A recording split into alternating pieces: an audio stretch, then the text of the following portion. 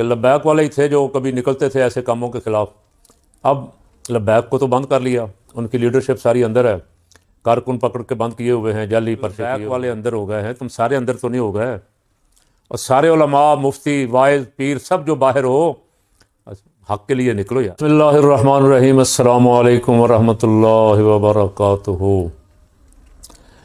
आज 8 फरवरी, जिसकी वजह से हुक्मरानों की टांगें कांप रही थी और बसंत मनाने का फ़ैसला किया कि कुछ टीवी पे बेहयाई के प्रोग्राम चलाएंगे, कुछ ऐनक लगी रंग बिरंगे कपड़ों वाली लड़कियां दिखाएंगे, कौम इस जाने लगी रहेगी और कौम को पता नहीं लगेगा कि अपोजिशन आज जो कुछ कर रही है क्यों कर रही है। और मेरे ज़हन में कभी कभी ये भी आता है कि लब्बैक वाले ही थे जो कभी निकलते थे ऐसे कामों के खिलाफ।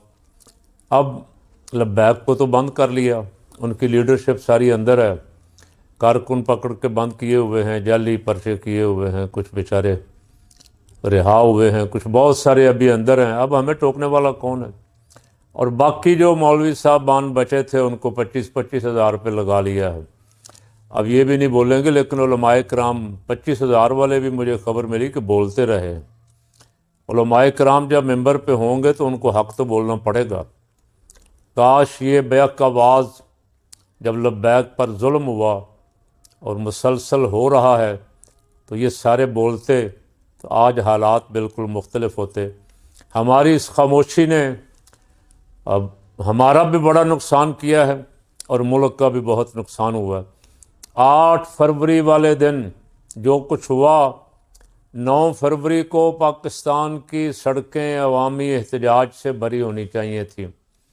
ज़्यादती पीटीआई के साथ भी बहुत हुई कि उनको वोट बहुत मिला था, लब्बैक के साथ भी हुई कि लब्बैक को भी 30 लाख वोट मिला था। एक सीट भी पूरे पाकिस्तान में से कौमी असम्बली की उनको नहीं आने दी, ऐसे ही सूबों में भी। तो उस वक्त निकलना चाहिए था दोनों पार्टियों को जिनके साथ, और बल्कि अवाम को चाहिए था कि अवाम के हक पर डाका पड़ा ना।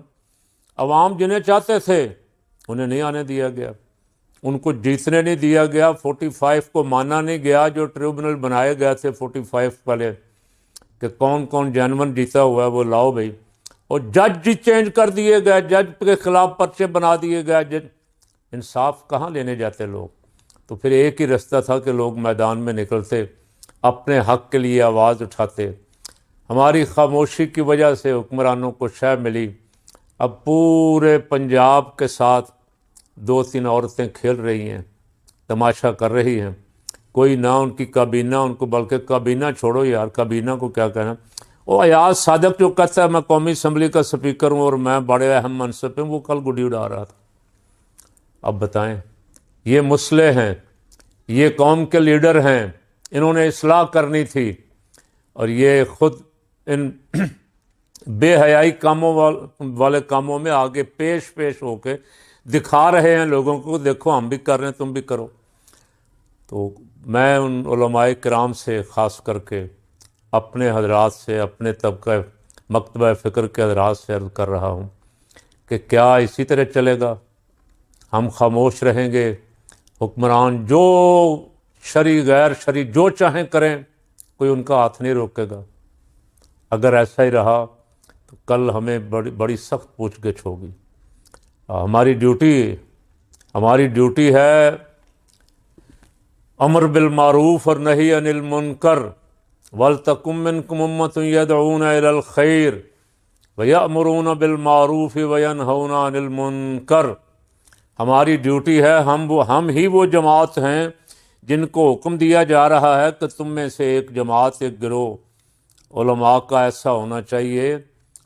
इसमें पाबंदी नहीं है कि सिर्फ उलमा ही हों, बाकी नहीं हो सकते। अवाम में से भी जो लोग हक़ के लिए खड़े होते हैं, हक़ वाले हैं, हक़ का साथ देना चाहते हैं, और उन सब की ज़िम्मेदारी नेकी का हुक्म करें, बुराई से मना करें, ताकत से रोकें, नहीं तो ज़ुबान से रोकें, नहीं तो दिल से बुरा जाने। ये टीवी पे टिकर चला के बेग में कह रही हैं जी वाह वाह कर रहा सारा लाहौर। झूठ है ये बिल्कुल। सारा लाहौर आपके साथ अगर होता तो आपको 47 पे जीतने की ज़रूरत ही नहीं थी। आप जैसे घर बैठे इलेक्शन जीता करते थे ना, आप ऐसे घर बैठे जीतते। آپ کو یہ دھوکہ، یہ فراڈ کرنے کی ضرورت پیش نہ آتی، جس کی وجہ سے آج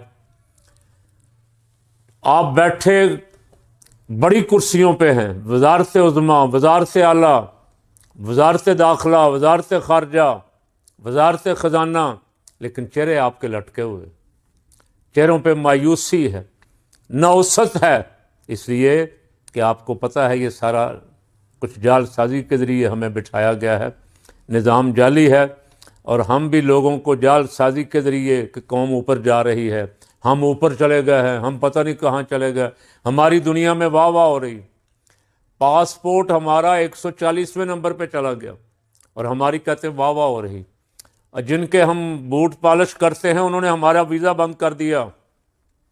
75 ملکوں میں جن ملکوں کے ویزے بند کیے ان میں ہمارا نام بھی ہے، اور جس مودی کو وہ روز چھیڑ چھاڑ کرتا تھا، چھیڑ چھاڑ نہیں، بلیک میل کرنے کے لیے پاکستان کی واہ واہ کرتا تھا، اس مودی کے ملک کا ویزا بند نہیں ہوا، اس کے ساتھ تجارتی معاہدے، ہمارا ویزا بھی بند، ہم پھر اسی تنخواہ پہ حاضر ہیں۔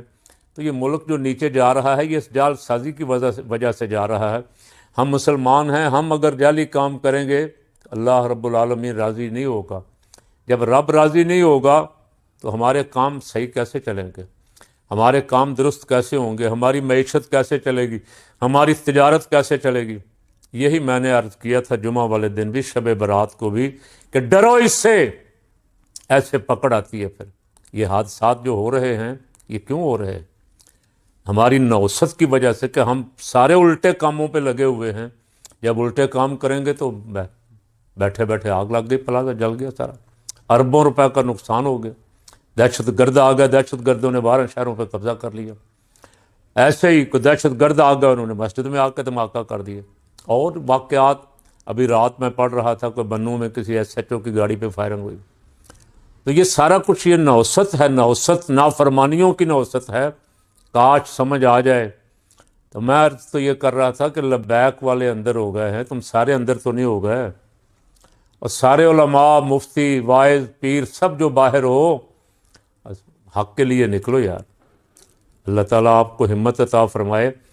ایسے اکیلے اکیلے اپنے اپنے گھر بیٹھے آپ بھی واز کرتے ہیں، میں بھی واز کر لیتا ہوں، آپ کو کوئی فتویٰ دے دیتا ہے، کوئی بول لیتا ہے، کوئی لکھ لیتا ہے، تو اس سے کام چلے گا نہیں، اسے روکنا پڑے گا، برائی کو طاقت سے روکنا پڑے گا، اور نیکی کی، جب تک نیکی کی راہ پہ نہیں آئیں گے۔ ہم نے جو ملک بنایا تھا لا الہ الا اللہ محمد الرسول اللہ کے نعرے پہ بنایا تھا، اس نعرے پہ بننے والے ملک میں حسنات نظر آنی چاہیے، نیکیاں ہوتی چاروں طرف، نیکیوں کے لیے ٹائم دیا جاتا کوئی، کہ آج رات شب برات کی رات ہے، آج شب برات ہے، آج لیلۃ القدر ہے، رمضان کی راتیں ہیں، بجلی بند نہیں ہوگی۔